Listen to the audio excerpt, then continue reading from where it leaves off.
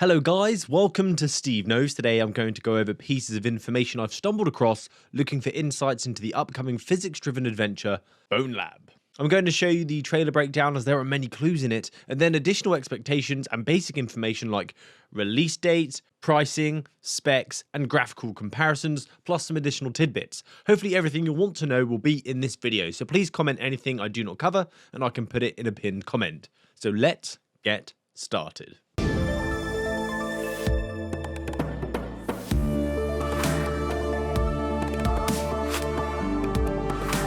So the game is BONELAB, as in the singular. This is an action-adventure physics game releasing with 2 years worth of improvements upon the Boneworks' incredible physical interaction engine, Marrow. This is apparently the studio's most ambitious project yet, where you can enjoy in-depth combat, vertical traversal with better climbing physics, jumping because jumping makes all games better, just ask Elden Ring.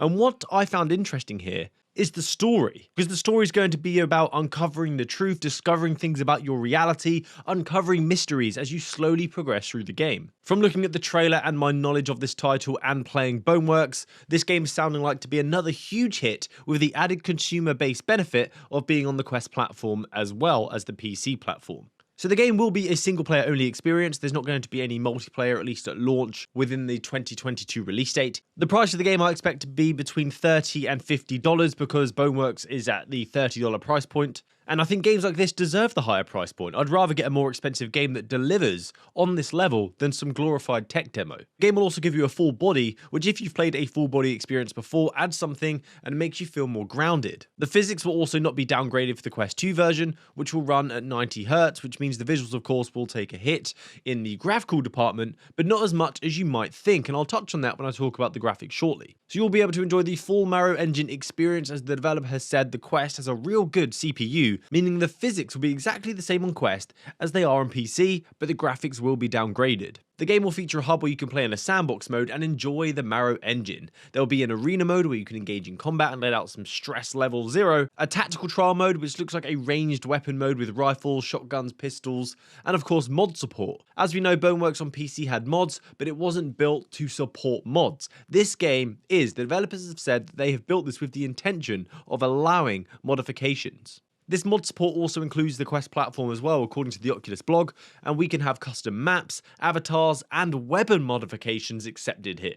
There is a section for you to enjoy parkour and skill up on your traversal as well, even an experimental mode, which may be some kind of beta features, or this could be where the custom user community created content will live. There also looks like to be this vending machine where you can adjust your character and customize it, because they have said that they are going to allow player customization in this game. Shotguns are confirmed in this game as well, the same ammo crates as before, escalators are still here, as Brandon loved it, he said from the original on Twitter. There is also a poster with some escalators actually that say Monogon on it, which was the location of the Boneworks game, which could be where this story between BONELAB and Boneworks intertwine. At the end of the trailer as well, you may have spotted Boneworks inside the peak hole, which may be a clue to the fact this story is intertwined with that universe, and or could it be a Quest DLC, or if you own it on PC, could this become an extension of the hub location in future, so BONELAB and Boneworks exist in the same world, in the virtual world, as well as theoretically in the storyline? That would be kind of cool.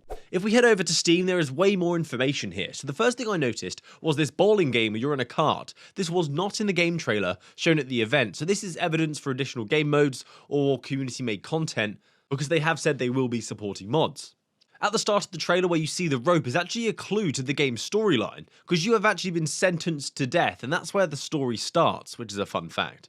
If we look further down the page, you'll see we can import our own characters and have physical stats to match, which seems like the dice at the start of the trailer, which was thrown to randomize a physical attribute and made him chubby. And since they are allowing custom avatars, the game also has a unique body mapping system in place, so your movement feels immersive and correct to you, no matter what your avatar is like. It takes the tracked motion and proportions of the player and remaps that motion to fit the proportions of the avatar player. So if you touch your hips in real life, the avatar is going to touch theirs in the virtual world. It also states there will be user-generated levels, which sounds like community-made content, and that we can unlock more characters as we progress through the game and hit objectives in certain game modes. Then we move on to the system requirements. Are you going to be able to play this with your current PC setup? The minimum specs are a 1070 or a 1660 Ti, which from my experience, minimum specs I tend to avoid because in virtual reality you need a reliable experience. It's way more important than if you're playing a flat screen game.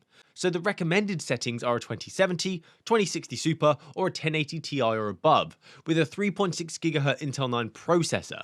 And the dev did say if you ran Boneworks 1, you should be fine with this game. But what has me worried here, for some people, is the additional notes. It says that an SSD is a requirement. Whether this is to scare us, and it's actually a recommendation, or if this is a set in stone requirement, some of you PC VR gamers may want to think about buying some extra storage if you don't have an SSD at this point. It's pretty cheap these days. You can get an SSD, 128 gigabytes, and just get enough for this game to support this game for a great low price. So onto the graphical comparisons here. What are you getting for that extra GPU boost your PC can provide that the Quest cannot? Because they've already stated the CPU on the Quest is decent and will provide one-to-one physics. The first thing you'll notice in these images is the lighting. This was always going to be a win for the PC VR gamers. The Quest textures are very matted with some baked lighting effects. The color of the null is heavily dampened also. In this dark scenario, the body looks phenomenal. For Quest here, it looks fantastic, even though this is a 2D screenshot, but I've seen some PC VR titles look way worse than this. This is actually quite impressive. There's also this shot with the gun, which is the biggest giveaway to me. If you've played VR lots, you'll know by looking at the hand here, the lack of the shadows due to the lack of lighting makes the game look much flatter, makes it feel more lifeless, less immersive, and can create more of a disconnect. You can see a slight difference in the qualities around the edges of the models as well, but they still look really, really sharp, even though the image is a bit ashy as well. The dev did say that 120Hz might be possible on the Quest if we enable ASW, so it will run at half the frame rate and it will fill in the gaps. Making use of its decent concurrency because it's an XR2 chip and offloading its weaker GPU could result in an amazingly smooth physics-driven experience.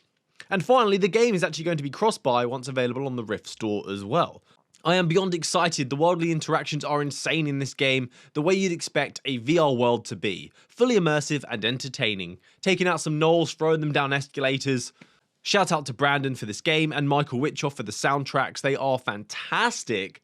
If you listen to the trailer music, that's actually an official soundtrack of the title apparently.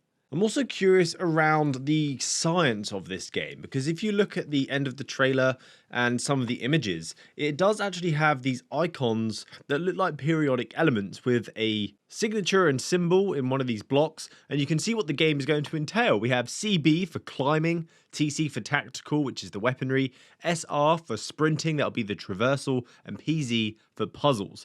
I hope this has answered some questions and gives you some insight into this game. Please subscribe, and hopefully I will see you next time. Happy gaming. Good day!